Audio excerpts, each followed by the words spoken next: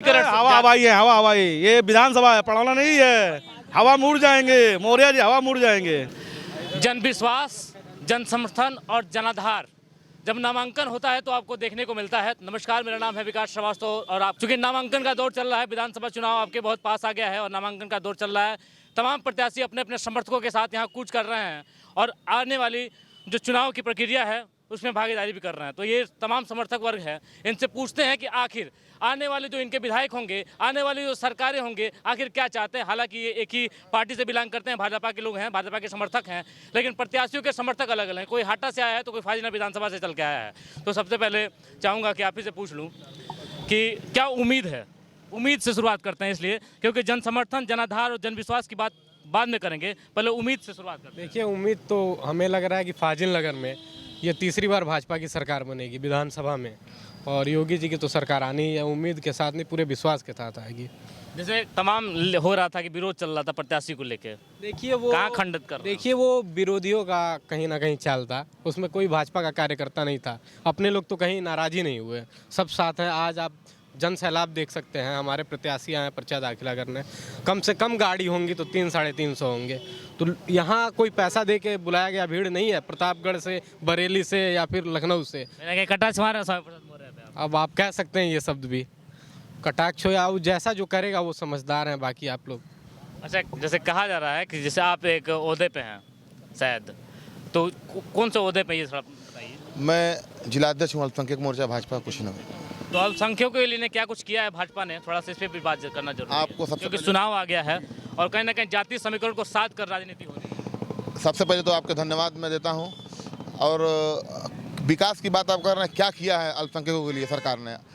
आप देख लीजिए, भारतीय जनता पार्टी का नारा है सबका साथ, सबका विकास, सबका विश्वास। उसी के तर्ज पे उत्तर प्रदेश की सरकार और केंद्र की मोदी सरकार काम कर रही है। तो सबका साथ सबका विकास हो पाया सर? बिल्कुल हुआ है, अच्छा, शिक्षा पे, स्वास्थ्य पे, रोजगार पे क्या कुछ हुआ? बहुत कुछ काम हुआ है। जैसे? शिक्षा पे ही बहुत उठा के देख लिए। नई शिक्षा नीति लागू हुई है माननीय मोदी जी के नेतृत्व में। जगह जगह इन कॉलेजें बन रही हैं। अच्छा, गाँव की बात करें, अगर गाँव की बात करें, गाँव से आप भी ताल्लुक रखते हैं, गाँव तो गाँव कितना मजबूत है? गांव बहुत मजबूत है। जैसे क्या कुछ हुआ है गाँव में आपके? गांव में देखिए, अभी मोदी जी का एक योजना आया था कि प्रत्येक ग्राम सभा में एक सार्वजनिक शौचालय बनेगा। हर ग्राम सभा में दिख भी रहा है कि ताला बंद रहता है। नहीं, ताला नहीं बंद रहता है।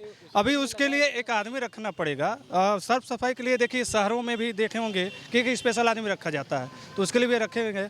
अभी 58,000 कम से कम वो अकाउंट एडिटरों की भर्ती हुई है हर ग्राम सभा में, कि वो भी मॉनिटरिंग कर सके। और जहाँ तक सवाल है ग्राम सभा के विकास में, तो प्रधानों के ऊपर डिपेंड करता है कि उन्होंने क्या किया है। अच्छा, कहते हैं कि भारत जो है युवाओं का देश है, युवाओं के कंधे पे कहीं ना कहीं ज़्यादा जिम्मेदारी है। तो युवा वर्ग हैं, आप भी कुछ बोलेंगे? हाँ एकदम, क्या आने वाले जनप्रतिनिधियों से किस तरह की उम्मीद रखते हैं? आप भी आए हैं, जन समर्थन में आए हैं। एकदम। हाँ, इस बार 300 पार करके इस बार भारतीय जनता पार्टी का सरकार बनेगा। अच्छा, भगवा गमछा लगाए हैं, ऐसे ही लग रहा है कि भाजपा के समर्थक हैं आप। तो क्या उम्मीद है और क्या कुछ हुआ है? और आने वाले जनाधिकार और जन विश्वास की बात नहीं करना है इस समय, क्योंकि हम देख रहे हैं कि जनाधार और जन विश्वास कितना है इस समय। आप किसी भी दृष्टि से बात कर लीजिए, भारतीय जनता पार्टी हर जगह विकास किया है। कोई ऐसा किसी भी स्टेज पे आप देख लीजिए, पुराने सरकार के कर्मों को देख लीजिए और इस सरकार के कामों को देख लीजिए, आप दोनों में बहुत अंतर है। तो अब क्या मुद्दा क्या होगा? असली मुद्दा किस मुद्दे पे चाहते हैं कि नहीं हमारा आने वाला जो विधायक हो वो चुनाव लड़े? हमारा विधायक हो चाहे योगी सरकार हो, आने वाला मुद्दा सिर्फ रोजगार का होगा।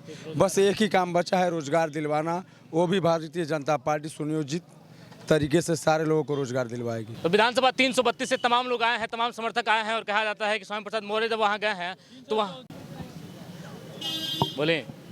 तो विधानसभा 332 से आए लोगों से पूछ लेते हैं, स्वामी प्रसाद मौर्य जो जब आए हैं पार्टी में, तो क्या भाजपा के खेमे के लोग डर गए हैं क्या? ऐसा कुछ नहीं है। हम लोग बहुत उत्साहित है कि कम से कम हमको सौभाग्य मिला है कि फाइनल से खदेड़ना है।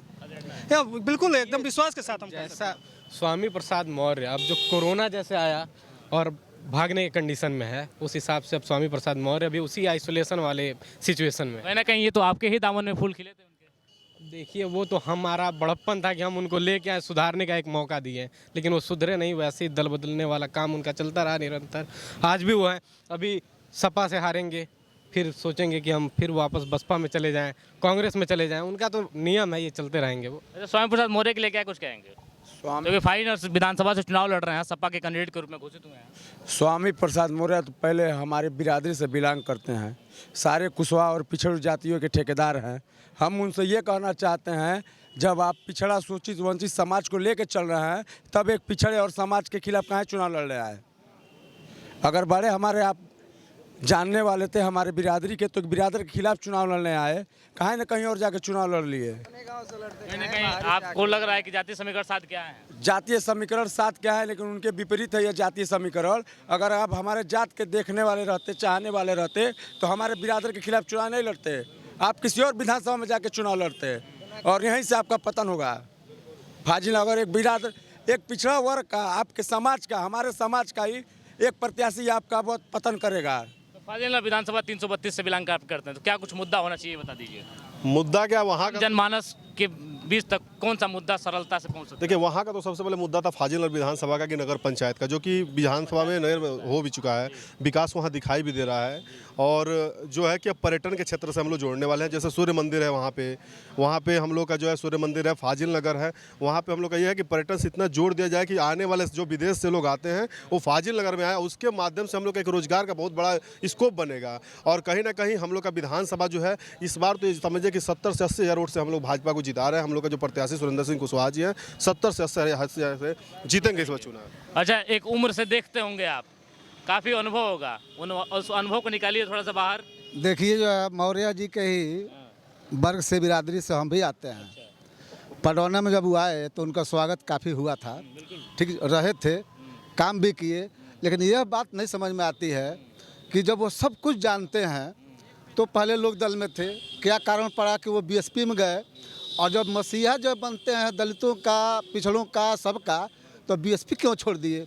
और बीएसपी छोड़ करके जो बीजेपी के सब कुछ जानते थे तो आ गए बीजेपी में, बीजेपी में आ गए। और बीजेपी में कौन सा कारण पड़ा कि जब आचार संहिता लागू होता है कहीं फलने फूलने नहीं, तब वो छोड़ते हैं। उनको 4 महीना, 6 महीना, साल भर पहले छोड़ना चाहिए। कहीं ना कहीं फलने फूलने यानी हमेशा जो है यहाँ से वहाँ, वहाँ से वहाँ, वहाँ से यहाँ, ये क्या मतलब है?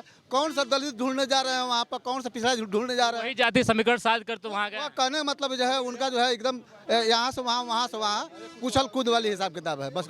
विधानसभा 332 से ये भी आप भी आए हैं, तो ये बताइए कि आप सीधे सीधे सरल अंदाज में बताइए मुद्दा क्या होगा साहब? विकास मुद्दा होगा, विकास मुद्दा। अच्छा, स्वामी प्रसाद मौर्य जिस तरीके से एंट्री लिए हैं, जातिकरण हवा हवाई है, हवा हवाई, ये विधानसभा है, पढ़ाना नहीं है। हवा मुड़ जाएंगे मौर्य जी, हवा मुड़ जाएंगे। अच्छा, जातीय समीकरण को तो साथ के आ रहे हैं, कह रहे हैं कि नहीं जातीय समीकरण है, बाहुल्य क्षेत्र यहाँ सब लोग हैं, जाति समीकरण नहीं, जात वात कुछ नहीं है, सब एक बराबर, सब भाजपा में हो गया है।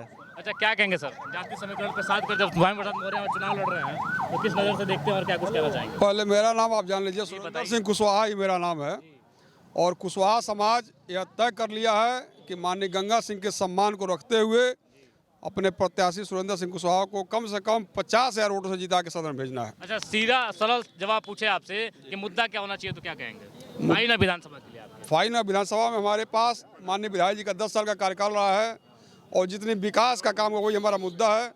और उनके कार्यकाल में 2 नगर पंचायत हम लोगों ने दिया और तमाम तरह जो सड़कें खराब थी, सड़कों का विकास हुआ है और सारी व्यवस्थाएं जो सरकार की थी हम लोगों ने फाइनल में लागू कराया। फाइनल में व्यवस्था दिखता है कि नहीं, कि सारा चीज़ व्यवस्थित? देखिए, हर एक आदमी को संतुष्ट नहीं किया सकता है, लेकिन मुझसे अगर नंबर मांगा जाएगा विकास नाम पर, मैं 90+ दूंगा। अच्छा, एक उम्र है आपके पास, अनुभव भी रखते हैं, तो थोड़ा चाहेंगे कि उम्र अनुभव को बाहर निकालिए और बताइए कि फाइनल विधानसभा के लिए, फाइनल विधानसभा से ताल्लुक रखते हैं हम, तो फाजिलनगर विधानसभा के लिए क्या कुछ सोचते हैं और आने वाले विधायक से क्या उम्मीद रखते हैं? आने वाले विधायक से बहुत उम्मीद रखते हैं, नौजवान है, युवा हैं और रोजगार वो देने की बात का है, रोजगार भी देंगे, सड़कें भी देंगे, सारी चीज़ देंगे। जैसे विधानसभा स्तर पे शिक्षा पे, स्वास्थ्य पे और रोजगार पे व्यवस्था हुआ कि नहीं? बहुत बढ़िया व्यवस्था हुआ है, बीजेपी सरकार में बहुत अच्छा व्यवस्था हुआ है, शिक्षा का, स्वास्थ्य का, सारी चीज़ का व्यवस्था हुआ है। स्वामी प्रसाद मौर्य जब अब एंट्री मार चुके हैं वहाँ पे, कुछ नहीं, उनके आने से कोई फायदा नहीं है। क्यों यहाँ से गए, यहाँ पढ़ौना से गए, क्यों गए? उनको मालूम था कि ना फाइन पढ़ौना से टिकट कटने वाला हमारा है, इसलिए वहाँ भाग के चले गए, लेकिन उनका गुजारा वहाँ नहीं होने वाला है।